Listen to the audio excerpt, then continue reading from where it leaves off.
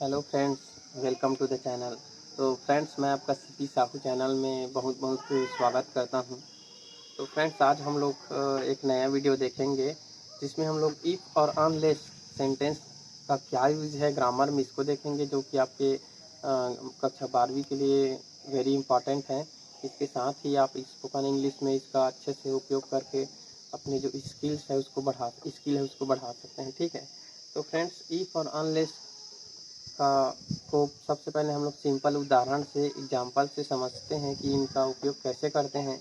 फिर एक और वीडियो हम लोग एक दूसरे में चेंज करना सीखेंगे कि इफ़ वाले सेंटेंस को अनलेस में कैसे चेंज करते हैं, अनलेस वाले को इफ़ में कैसे चेंज करते हैं। ठीक है।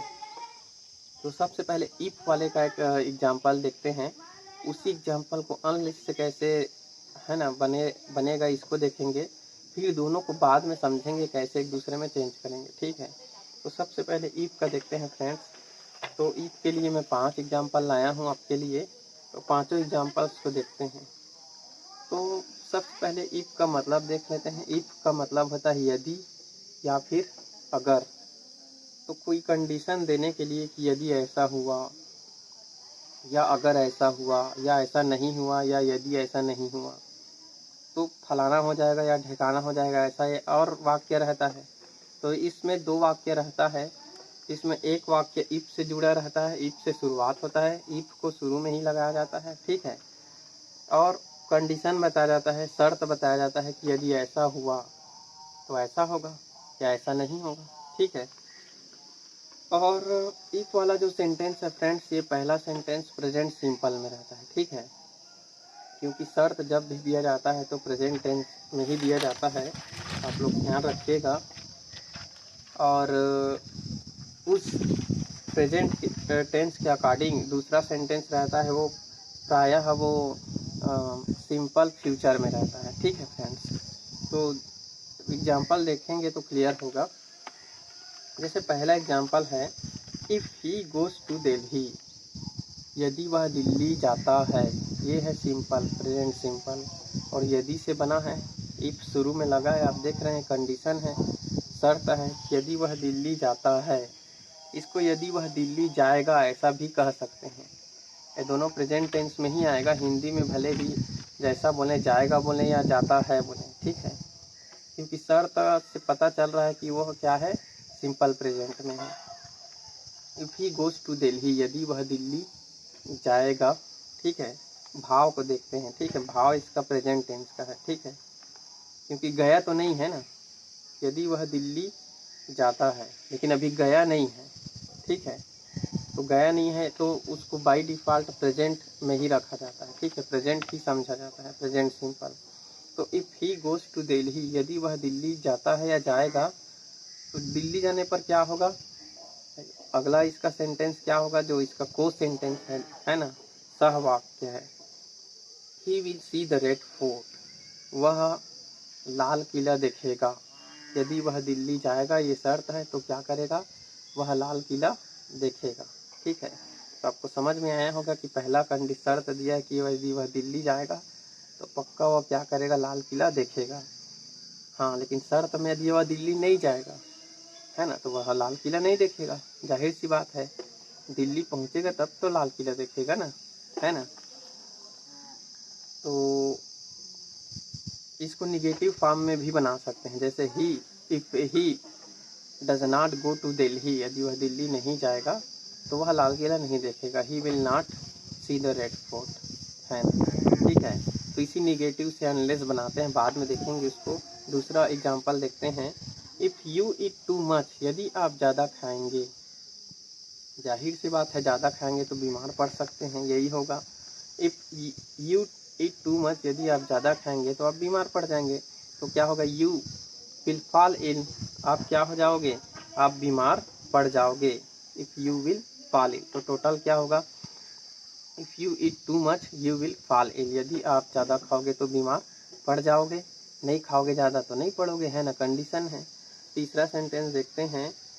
If you do not respect all, यदि आप सभी का रिस्पेक्ट नहीं करते हैं, सम्मान नहीं करते हैं, तो जाहिर सी बात है वो लोग भी आपका सम्मान नहीं करेंगे।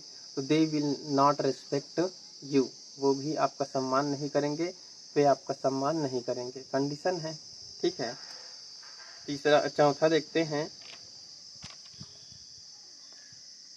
If I am not invited, यदि मुझे आमंत्रित नहीं किया गया, ठीक है, तो जाहिर सी बात है, यदि मुझे आमंत्रित नहीं किया गया, कहने का अर्थ है निमंत्रण नहीं दिया, है ना, इनविटेशन कार्ड नहीं दिया, तो मैं अब नहीं जाऊंगा पार्टी में, है ना। I will not go to the party, पहला शर्त क्या है कि मुझे इनविटेशन कार्ड मिलना चाहिए, तब तो मैं जाऊंगा, है ना। तो if I am not invited, मुझे इनवाइट नहीं किया गया, तो मैं भी पार्टी में नहीं जाऊंगा। I will not go to the party, अब भी का जो सेंस है उस सेंस पर काम करता है। आपका अलग से टू नहीं लिखा है कि मैं भी नहीं जाऊंगा, है ना। भी आप लगा सकते हैं, नहीं भी लगा सकते हैं, ये भी आपका छिपा हुआ है। यदि मुझे इनवाइट नहीं किया गया तो मैं भी नहीं जाऊंगा, है ना। तो अगर आप नहीं लगाना चाहेंगे तो नहीं भी लगा सकते हैं, ठीक है। यदि मुझे इनवाइट नहीं किया गया तो मैं पार्टी में नहीं जाऊंगा, ठीक है। ये भाव स्पोकन में भाव भी देखा जाता है, उसमें भी लगा सकते हैं। एक और एग्जांपल देखते हैं फ्रेंड्स, पांचवा, इफ़ इट डजंट रैन या इफ़ इट डज नॉट रैन, यदि वर्षा नहीं होगी या नहीं होती है तो फसल क्या हो सकता है, बर्बाद हो सकता है। तो क्या हो जाएगा, द क्रॉप विल फेल, फसल क्या हो जाएगी, बर्बाद हो जाएगी यदि बारिश नहीं होगी। तो ये कंडीशन है, ठीक है। ये कंडीशन अगर नहीं होगी, यानी बारिश होना था वो नहीं होगी, तो फसल बर्बाद हो जाएगी। तो ये रहा फ्रेंड्स आपका 5 सेंटेंस जो इफ से बना है। इफ का मतलब यदि, है ना, यदि से ही बना है, ठीक है। यदि में अगर नहीं वाला सेंटेंस रहता है तो हमें नॉट लगाना पड़ता है। जैसे पांचवा एग्जाम्पल देख लेते हैं, इफ इट डज नॉट रैन, देखिए आप डज नॉट लगा है ना, यदि वर्षा नहीं होगी तो बारिश नहीं होगी, द क्रॉप विल फेल, जो फसल है वो बर्बाद हो जाएगी, ठीक है। ये फेल का मतलब बर्बाद होना है, मतलब अच्छी नहीं होगी, निगेटिव में ही है ना।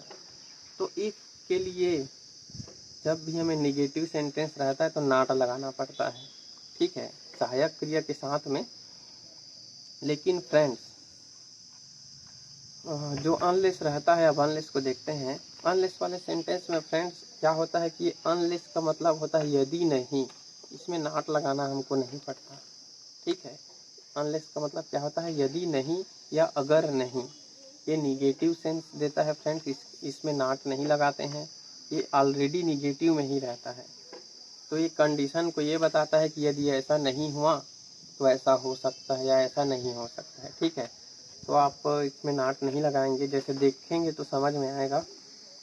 सेम एग्जांपल को अनलेस से देखते हैं। जैसे पहला देखते हैं, ठीक है, unless he goes to Delhi, unless का मतलब यदि नहीं, है ना। तो unless he goes to Delhi, यदि वह दिल्ली नहीं जाएगा, देखिए इसमें नहीं नहीं लिखा है, लेकिन अनलेस का मतलब वही होता है यदि नहीं, यदि पहले रहेगा और कहीं पर भी सेंटेंस में नहीं जरूर आएगा, नहीं का सेंस रहेगा। तो unless he goes to Delhi मतलब यदि वह दिल्ली नहीं जाएगा, यदि नहीं जाएगा, तो जाहिर सी बात है दिल्ली नहीं जाएगा तो रेड फोर्ट को जो लाल किला है उसको नहीं देखेगा, है ना, बिना दिल्ली जाए कैसे देखेगा, है ना। ऑनलाइन की बात अलग है। तो क्या हो जाएगा दूसरा sentence, he will not see the red fort, वह जो रेड फोर्ट है लाल किला उसको नहीं देखेगा, यदि वह दिल्ली नहीं जाएगा वह लाल किला नहीं देखेगा। जाहिर सी बात है ये दूसरा वाला निगेटिव में ही है, ठीक है।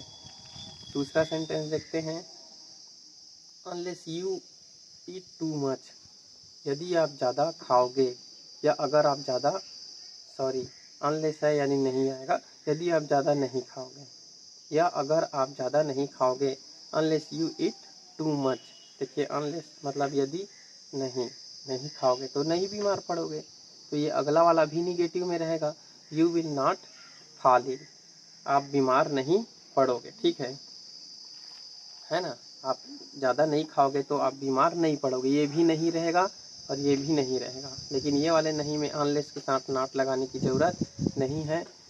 क्या आ जाएगा, unless you eat too much, यदि आप ज़्यादा नहीं खाओगे यू विल नॉट फॉल, ठीक है। तीसरा देखते हैं, अनलेस यू रेस्पेक्ट ऑल, देखिए क्या लिखा है friends, unless you respect all, यदि आप सभी का सम्मान नहीं करते हैं, क्योंकि अनलेस लगा है तो आप यदि सभी का सम्मान नहीं करते हैं तो जाहिर सी बात है वो भी नहीं करेंगे, तो अगला जो सेंटेंस है वो नहीं में ही आएगा। They will not respect you, वे भी आपका सम्मान नहीं करेंगे। ठीक है, चौथा देखते हैं, unless I am invited, unless I am invited, देखिए यदि मुझे इनवाइट नहीं किया गया, क्योंकि अनलेस में यदि नहीं आता है, यदि मुझे इनवाइट नहीं किया गया तो जाहिर सी बात है मैं भी पार्टी में नहीं जाऊंगा। I will not go to the party, मैं भी पार्टी में नहीं जाऊंगा, है ना। यदि मुझे इनवाइट नहीं किया गया तो मैं पार्टी में नहीं जाऊंगा। फिर देखिए अगला सेंटेंस, अनलेस इट रेन्स, यदि बारिश नहीं होती है या यदि बारिश नहीं होगी, अनलेस इट रेन्स, ठीक है, तो क्या होगा, फसल बर्बाद हो जाएगा। द क्रॉप विल फेल, फसल क्या हो जाएगा, बर्बाद हो जाएगा। The crop will fail. तो आई होप फ्रेंड्स आपको समझ में आया होगा कि इफ और अनलेस, है ना, दोनों को कैसे सेंटेंस में यूज करते हैं। इसके बाद देखेंगे कि इफ को अनलेस में कैसे बदलते हैं और अनलेस वाले सेंटेंस को इफ वाले सेंटेंस में कैसे बदलते हैं। ये डू एस डायरेक्टेड में 12वीं में या कंपटीशन एग्जाम्स में जिसमें अंग्रेजी पूछा गया रहता है, इंग्लिश ग्रामर, उनमें ये पूछा जाता है फ्रेंड्स, इस टाइप का जो क्वेश्चंस है वो दिया जाता है। ठीक है, तो इंटरचेंज जो एक दूसरे में करेंगे उसके लिए एक और वीडियो बनाएंगे। और फ्रेंड्स ये एग्जाम्पल को मैं ऐसा छांटा हूँ जो आपके कक्षा 12वीं के लिए इम्पॉर्टेंट है, उसी में आया हुआ है कई बार, है ना, कई साल में यह आया हुआ है, इसलिए मैं इसको याद नहीं किया हूँ, एक कॉपी में लिख लिया हूँ। ठीक है, ताकि आपको वही एग्जाम्पल मिले जो आपके क्वेश्चन पेपर में आया हुआ रहता है। ठीक है, सीजी बोर्ड में ये प्रश्न आया हुआ है कई बार। तो मिलते हैं फ्रेंड्स नेक्स्ट वीडियो में, till then take care, bye bye friends.